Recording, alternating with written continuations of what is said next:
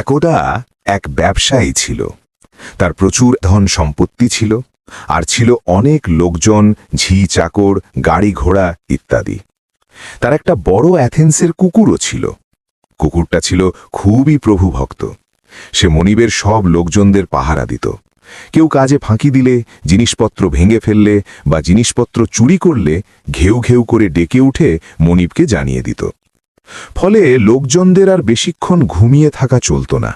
উঠে পড়তে হতো সকাল না হতেই, আর উঠেই মনিবের কাজে লেগে যেতে হতো।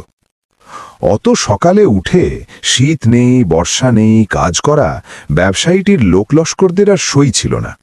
তারা মতলব ছিল কি করা যায়। অনেক ভেবে চিনতে শেষে তারা কুকুরটিকে একদিন বিষ খাইয়ে মেরে ফেলল। যাক, এবার বাঁচা গেল, রাত ভোর হবার আগে আর আমাদের উঠতে হবে না। কিন্তু এতে ফল হলো উল্টো। মনিব বেজায় চটে গেলেন। তিনি ব্যাপারটা সব বুঝতে পারলেন, তারপর এক কড়া ব্যবস্থা নিলেন। রাত দ্বিতীয় প্রহর থেকেই তিনি তার লোকজনদের উঠিয়ে কাজে লাগিয়ে দিতেন। মিষ্টি করে মুখে বলতেন, ওরে তোরা ওঠ, রাত আর নেই, উঠে পড়, অনেক কাজ সব পড়ে রয়েছে। উপদেশ: আমাদের দুর্গতির জন্যে আমরাই দায়ী।